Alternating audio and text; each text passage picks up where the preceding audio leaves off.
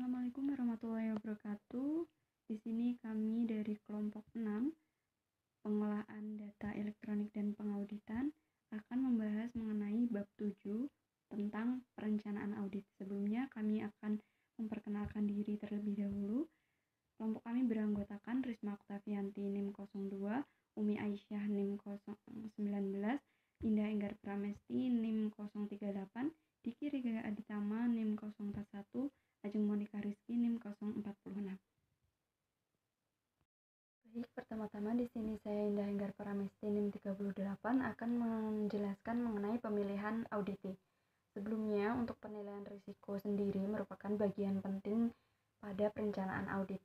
Nah, untuk tujuan utama proses perencanaan audit ini adalah merancang pendekatan audit yang akan dilaksanakan akan memberikan jaminan bahwa audit ini dilakukan secara efektif dan efisien. Untuk karena itu, tahap perencanaan audit internal terdiri dari pemilihan audit, persiapan penugasan, dan survei pendahuluan. Dalam hal ini, pemilihan audit merupakan salah satu bagian dari tahapan perencanaan dalam menyusun perencanaan penugasan audit untuk jangka pendek dan jangka panjang yang dapat dilakukan dengan pemilihan secara sistematis dan dilakukan secara ad hoc dan pemerintahan audit yang berasal dari direksi, komite audit, dan auditi. Dalam pemilihan audit secara sistematis, saat ini SKAI lebih didorong menggunakan metode audit internal berbasis resiko atau risk-based internal audit yang merupakan metodologi di mana menyediakan jaminan bahwa resiko akan dikelola dalam kerangka preferensi risiko organisasi, sehingga dalam pemilihan auditi ditentukan dengan tahapan yang terdiri dari identifikasi audit universe, menetapkan faktor risiko, dan skala prioritas, pemberian skor dan ranking, dan pemilihan auditi. Berbicara mengenai tahap-tahap pemilihan auditi, ini kan tadi ada identifikasi audit universe, di mana merupakan kumpulan dari semua auditable unit atau audit yang layak menjadi auditi tersendiri, misalnya kegiatan, bagian, divisi, instansi, proyek.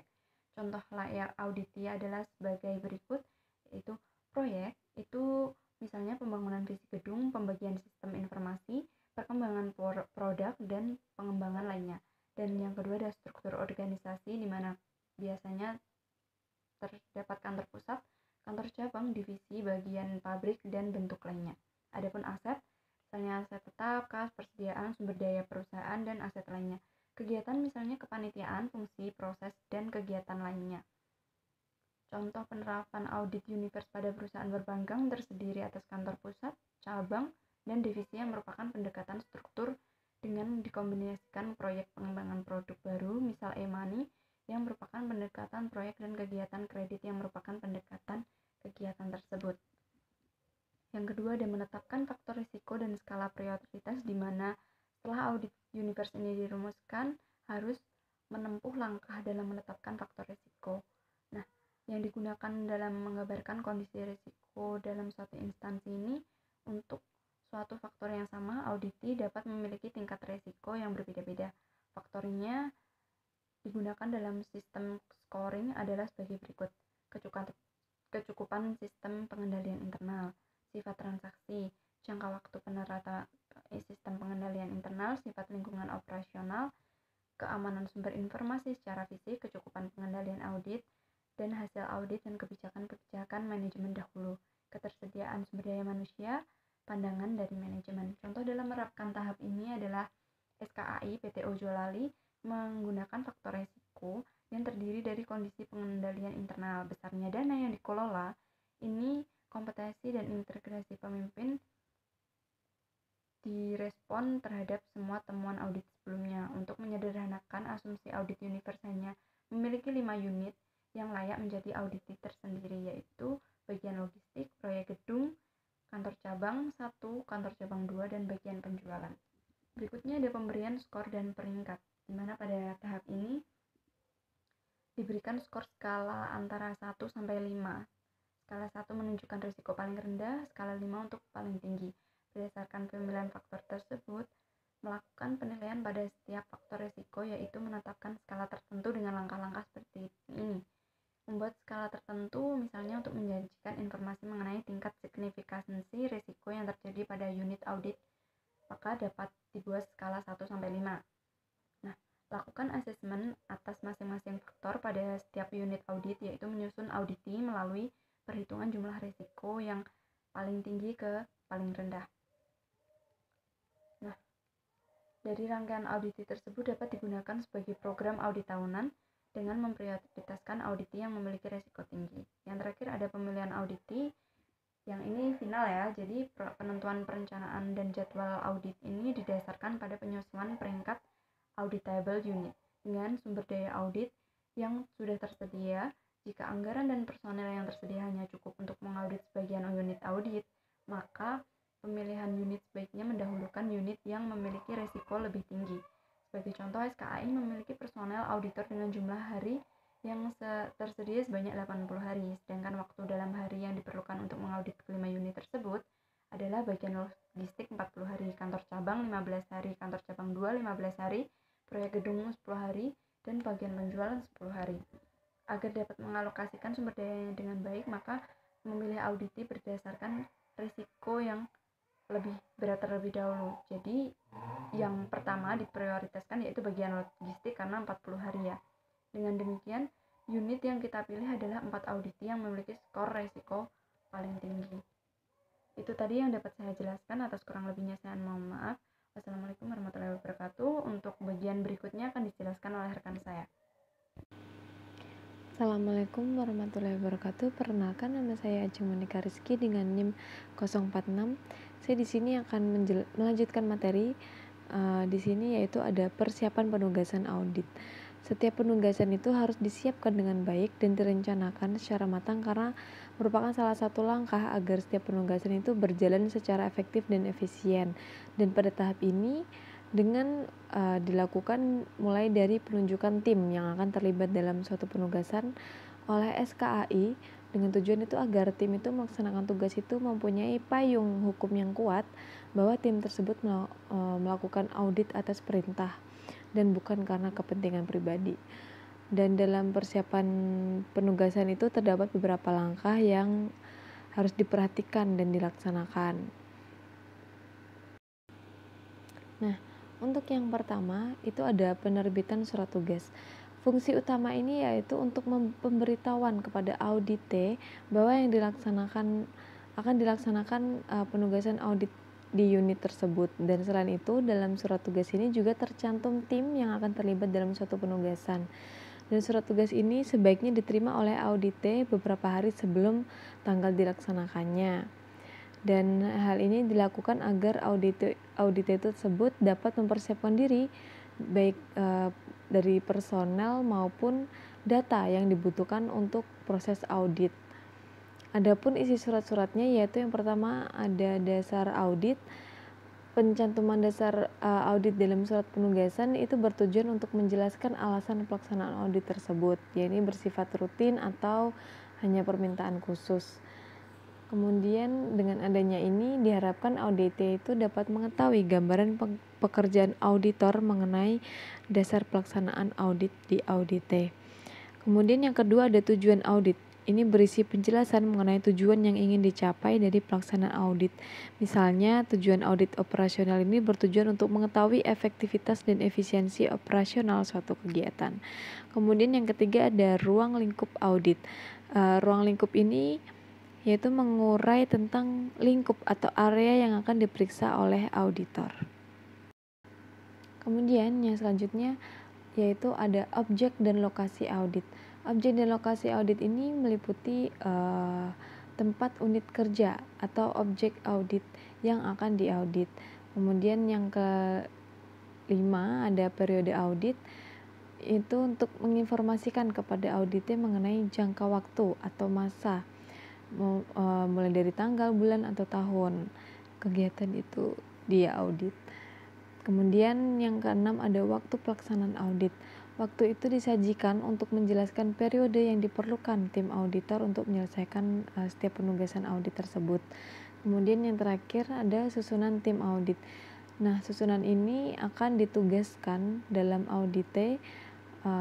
Ada tim-tim yang sudah disusun, misalnya seperti supervisor, ketua tim, dan anggota tim. Yang selanjutnya yaitu koordinasi dengan audit. Tahap yang selanjutnya yaitu ada koordinasi dengan auditor lain.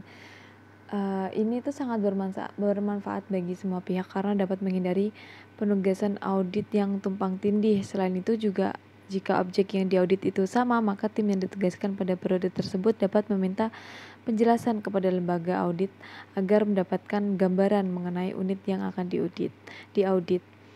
Kemudian ada selanjutnya ada pemberitahuan kepada audite. Komunikasi dengan audite itu sebelum dilaksanakan penugasan sangatlah perlu dilakukan karena agar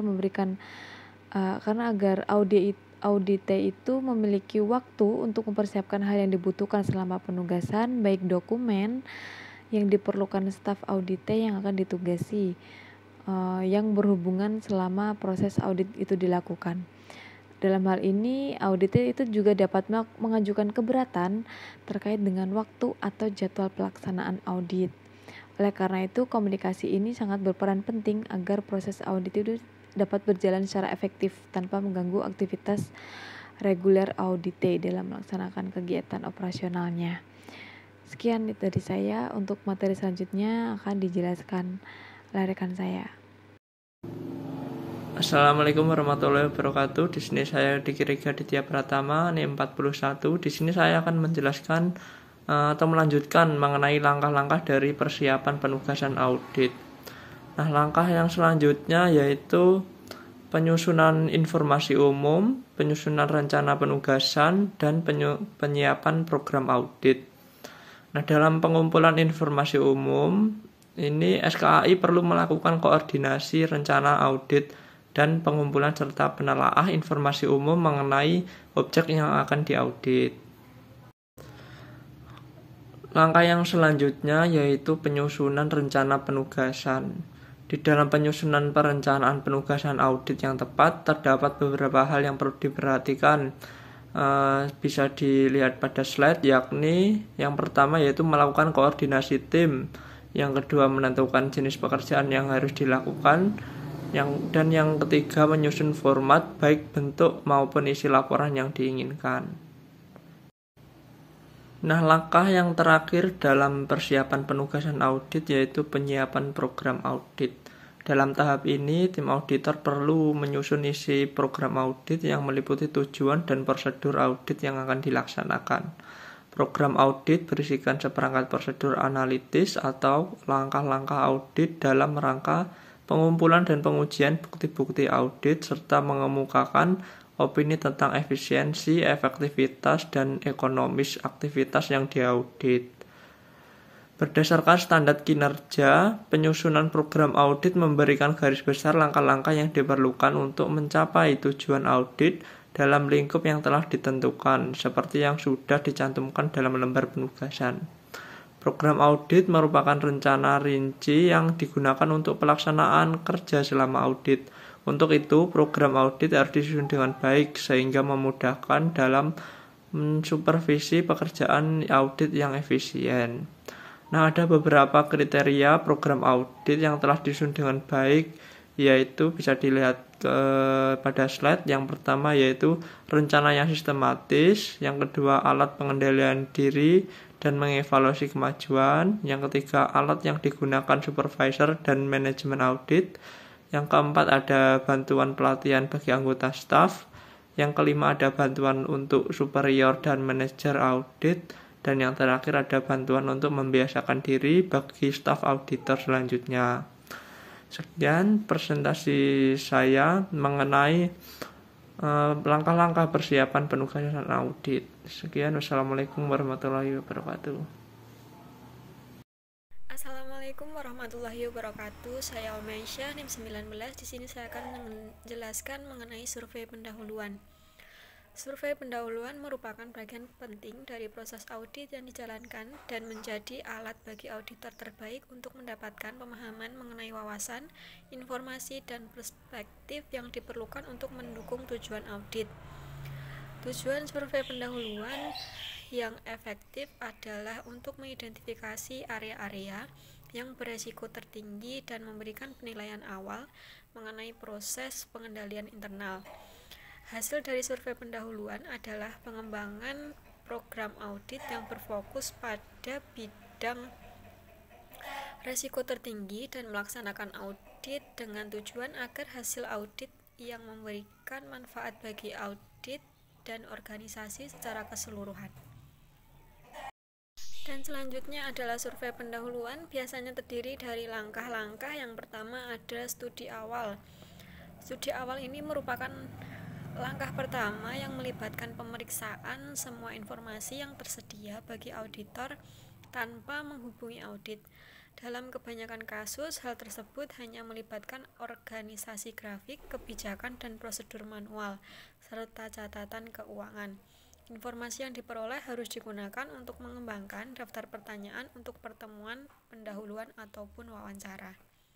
Itu tadi pemaparan dari saya. Untuk langkah selanjutnya akan dijelaskan oleh rekan saya. Terima kasih. Assalamualaikum warahmatullahi wabarakatuh. Saya Risma Oktavianti, NIM 1903101002, akan melanjutkan presentasi yang sebelumnya telah dijelaskan oleh rekan saya. Materi yang selanjutnya yaitu pertemuan pendahuluan. Personel kunci auditi harus dicek dan diperhatikan untuk memastikan bahwa auditor telah berkonsultasi dengan personel yang tepat dan benar untuk mendapatkan informasi selama audit. Selain itu, auditor harus menentukan lingkup auditi yang perlu mendapatkan perhatian yang benar. Selanjutnya yaitu pengumpulan informasi rinci. Setelah pertemuan pendahuluan, auditor akan mengumpulkan informasi yang lebih rinci. Untuk mendapatkan tujuan tersebut, maka diperlukan penyusunan rencana audit. Tahap ini akan memerlukan pemeriksaan dokumen, mengamati operasi, dan mewawancarai personel kunci. Tujuan dasar tahap ini adalah untuk memperoleh pemahaman tentang operasi auditi, laporan keuangan atau undang-undang, peraturan, kebijakan, dan prosedur, serta kontrak dan dokumen. Selanjutnya yaitu penilaian risiko. Langkah selanjutnya adalah melakukan penilaian risiko. Penilaian risiko dapat dilakukan dengan menyusun nilai prioritas dari masing-masing komponen.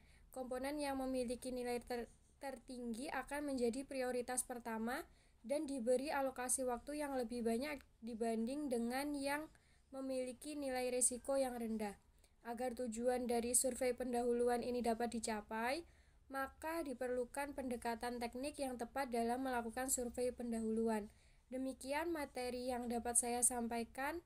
Apabila ada salah kata, saya mohon maaf. Wassalamualaikum warahmatullahi wabarakatuh. Jadi itu tadi yang dapat kami sampaikan. Atas kurang lebihnya kami mohon maaf. Atas perhatian teman-teman semua kami ucapkan terima kasih banyak. Dimana kesimpulan dari presentasi kali ini yaitu tujuan utama untuk proses perencanaan audit ini adalah merancang pendekatan audit yang akan dilaksanakan agar memberikan jaminan bahwa audit telah dilakukan secara efektif dan efisien. Nah, tahap perencanaan ini terdiri dari pemilihan auditi, persiapan penugasan, dan survei pendahuluan. Nah, pemilihan audit merupakan salah satu bagian tahap perencanaan, menyusun perencanaan penugasan audit untuk jangka panjang dan pendek yang dapat dilakukan dengan pemilihan secara sistematis. Survei pendahuluan merupakan proses yang bertujuan untuk menetapkan pemahaman yang mendalam mengenai resiko dari suatu unit yang akan diaudit. Nah, dari sini kami akan mengakhiri presentasi pada kali ini. Wassalamualaikum warahmatullahi wabarakatuh.